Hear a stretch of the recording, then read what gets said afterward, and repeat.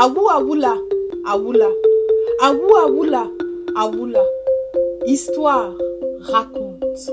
Histoire, raconte.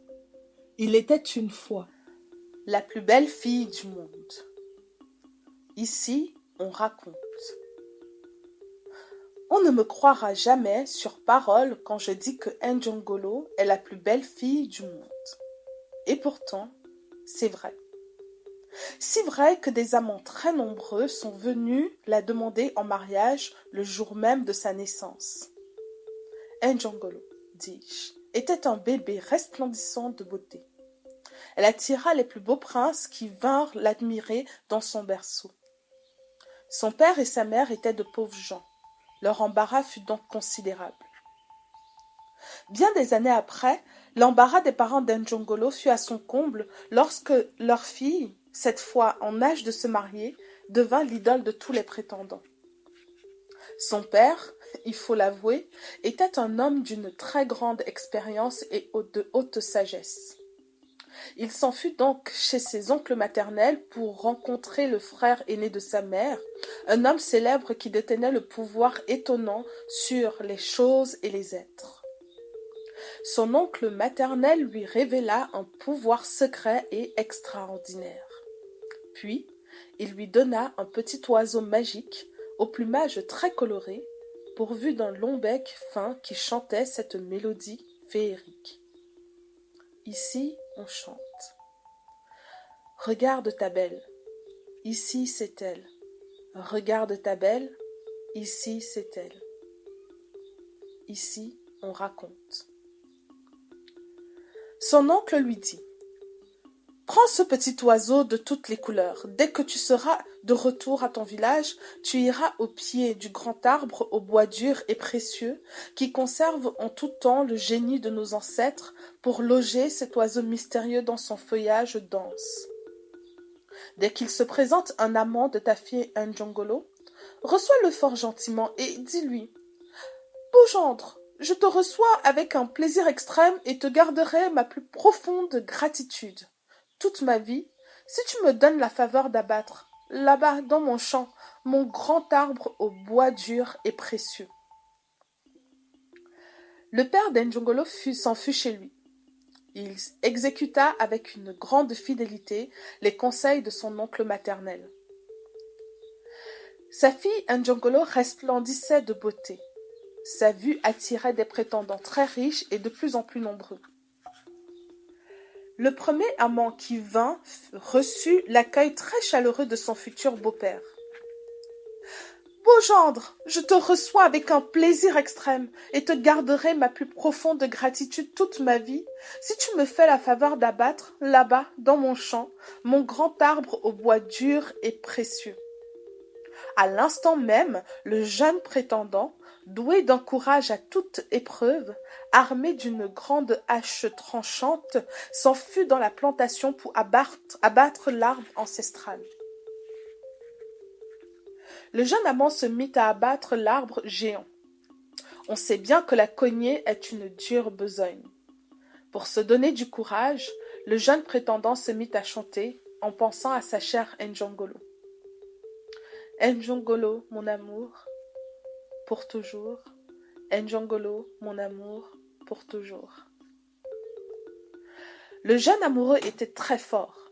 L'entaille dans le tronc de l'arbre ancestral devenait de plus en plus profonde. La sueur inondait son corps.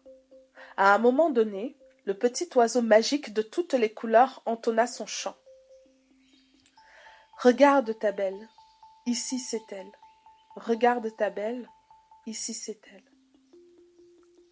L'attention de l'amant fut attirée par la mélodie charmante du petit oiseau. Il interrompit son ouvrage. Il leva les yeux pour admirer le minuscule oiseau perdu dans le feuillage très dense de l'arbre ancestral. Peine perdue, il ne vit rien. Au moment de se remettre à cogner, il constata que sur l'arbre ancestral, comme par enchantement, la première entaille profonde faite dans le tronc avait disparu. L'amant regarda avec surprise l'effacement soudain de la grande coupure. Il se remit à l'œuvre. Vlan, vlan, vlan. À chaque coup de hache, il enlevait une partie considérable de bois qui volait avec éclat. Son amour pour Njongolo était immense. Il continua donc à frapper de plus en plus fort avec sa hache tranchante. Son cœur était gai. Il chantait avec amour. Njongolo, mon amour, pour toujours. Njongolo, mon amour, pour toujours. Lorsqu'il eut pratiqué une entaille de loin plus profonde que la première, ses oreilles furent de nouveau perturbées par le chant enivrant du petit oiseau. Regarde ta belle, ici c'est elle. Regarde ta belle, ici c'est elle. Le jeune homme leva les yeux pour chercher l'oiseau juste un tout petit moment. Quand il regarda de nouveau en direction de l'entaille, il découvrit avec horreur que l'arbre n'était plus entaillé. Autant de fois il se remit à abattre l'arbre ancestral, autant de fois le chant incantatoire du petit oiseau se leva, autant de fois la grande coupure du bois disparut. Et le soir vint. L'amant perdit courage et la main d'Njongolo. Il s'en fut chez lui, triste et désemparé. On pourrait écrire des livres et des livres pour raconter la déception indescriptible des milliers et milliers d'amants d'Njongolo. Un beau jour, un jeune amant appelé Abosolo écouta cette histoire déroutante. Que dit-on? On dit qu'Njongolo est la plus belle fille du monde et que nul ne l'épousera jamais. Quand il fit nuit, Abosolo allant rencontrer Odimese Solo, l'âme de la sagesse qui n'ignore rien des secrets et mystères du royaume des vivants et du royaume des morts. Quand tu iras demander la main de la ravissante Njongolo, lui dit Odimese Solo, son père sera ravi de te recevoir avec grâce et honneur, et te dira « Beau gendre, je te reçois avec un plaisir extrême et te garderai ma plus profonde gratitude toute ma vie si tu me fais la faveur d'abattre, là-bas, dans mon champ, mon grand arbre au bois dur et précieux. Fais attention, car le père d'Njongolo possède un petit oiseau. C'est un sortilège.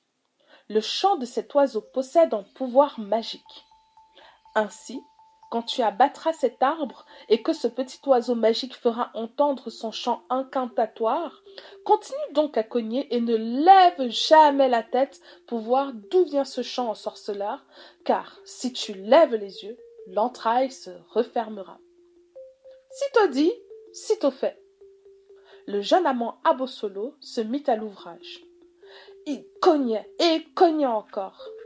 L'entaille s'ouvrait et grandissait. Le petit oiseau de toutes les couleurs se mit à chanter. Regarde ta belle, ici c'est elle. Regarde ta belle, ici c'est elle. Abosolo écoutait ce chant magique et ne levait point la tête. Il n'avait qu'un souci, et un seul, faire tomber l'arbre au bois dur et précieux. L'entaille dans l'arbre devenait de plus en plus large et profonde. Le petit oiseau devint perplexe et reprit son chant ensorceleur. Regarde ta belle, ici c'est elle. Regarde ta belle, ici c'est elle. Abosolo était un travailleur vaillant. La hache tranchante à la main, il coupait, cognait et abattait l'arbre géant. Les écorces volaient. Vlan, vlan et vlan, vlan, vlan et vlan. L'oiseau de toutes les couleurs était tracassé. Il ne tenait plus en place. Il trépignait en sifflant son chant charmeur. « Regarde ta belle, ici c'est elle. Regarde ta belle, ici c'est elle. » Abosolo était résolu. Une seule ambition comblait son cœur, épouser Njongolo et l'aimer toute sa vie. Et vlan, vlan et vlan. Il coupait et recoupait encore le bois dur. Le petit oiseau était angoissé. Il était dans tous ses états. « Regarde ta belle, ici c'est elle. Regarde ta belle, ici c'est elle. » Abosolo était fougueux. C'était un preux. Sans relâche, il poursuivit son labeur. L'arbre géant craquait, penchait et tenait ses fortes branches vers le sol. Abosolo entendit l'arbre gronder comme le tonnerre au moment où il s'abattit sur la terre, qui se mit à vibrer de toutes parts. plus de chants de petits oiseaux de toutes les couleurs. Mais il y eut une mélodie triomphale. Ce fut le chant de l'amour d'Abosolo à sa bien-aimée Njongolo. Njongolo, mon amour, pour toujours. Njongolo, mon amour, pour toujours.